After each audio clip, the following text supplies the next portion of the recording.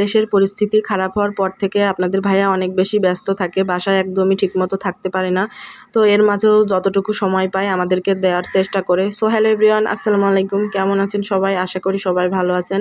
রাত থেকেই ভিডিওটা শুরু করলাম। আজকে ছিল হচ্ছে শুক্রবার। তো আপনাদের ভাইয়া হচ্ছে অফিসে গেছিলো, সন্ধ্যার পরে আসছে। তো বাসার নিচে এসে ফোন দিছে, বলল ছেলে মেয়েকে নিয়ে বাইরে আসো, একটু হাঁটাহাঁটি করি। কোয়ার্টারের ভিতরেই অনেক সময় ধরে হাঁটাহাঁটি করতেছিলাম। তো তারপরে বাসার নিচে আসলাম। ও ছেলে তখন আর বাসায় যাবে না, বাবার সাথে বাইকে ঘুরবে।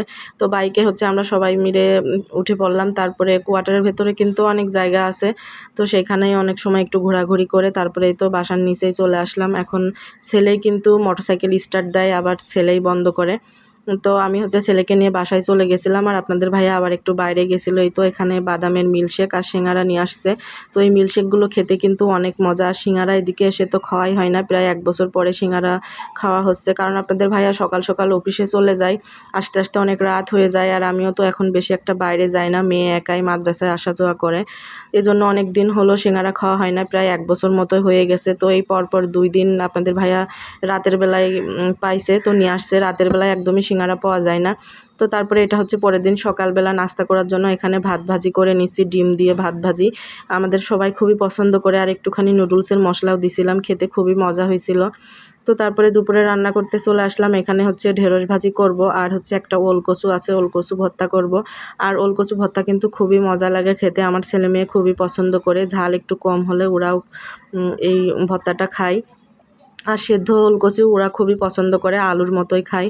এখানে পেঁয়াজ কাঁচামরিচ ভেজে নিলাম, তারপরে হচ্ছে হলুদের গুঁড়া আর ধনিয়া গুঁড়া দিয়ে ভালো করে হচ্ছে ঢেঁড়সটা ভাজি করে নিচ্ছি। আর ভাতের মধ্যে হচ্ছে একটা নেটের মধ্যে আমি ওলগুলো বেঁধে সেদ্ধ দিছিলাম, তো সেখান থেকে এবার ওলগুলো তুলে নিলাম ভাতের মধ্যে থেকে। এবার ভালো করে আমি ভর্তা করে নিচ্ছি, পেঁয়াজ তারপরে শুকনা মরিচ সরিষার তেল লবণ এই তো একসাথে দিয়ে এবার ভর্তা করে নিচ্ছি। এখান থেকে হচ্ছে ছেলেমেয়েও কিন্তু একটু খেয়েছিল। আসলে এই ওলকচু ভর্তাটা খুবই ভালো লাগে আমার কাছে, আপনাদের ভাইয়াও খুবই পছন্দ করে। তো ভর্তা করে নিলাম, আর এদিকে ঢেঁড়স ভাজিও হয়ে গেছে। আর গতকাল হচ্ছে ডাল রান্না করেছিলাম, ওইটা দিয়ে আর ঢেঁড়স ভাজি দিয়ে ছেলেকে খাইয়ে দিচ্ছি।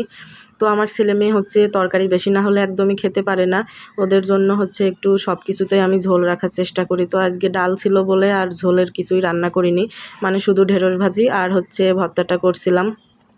তো সিঙ্গারা খেতে আমি অনেক বেশি পছন্দ করি। তো আপনাদের ভাইয়া এখন প্রায় প্রতিদিনই সিঙ্গারা নিয়ে আসতেছে, মানে রাতের বেলায় আসে, তো রাতের বেলায় রাস্তার ধারে সিঙ্গারাগুলো ভাজে গরম গরম, আসার সময় নিয়ে আসে। তো এখানে লাউ নিয়ে আসছে, কচু শাক, তারপরে কচু শাক আর হচ্ছে আলু নিয়ে আসছে ছেলেমেয়ের জন্য, নুডলস পাউরুটি, তো এগুলো নিয়ে আসছে। এখন হচ্ছে সব কিছু গুছিয়ে রেখে দিব, আর সিঙ্গারাগুলো গরম গরম সবাই মিলে এখন খেয়ে নিব।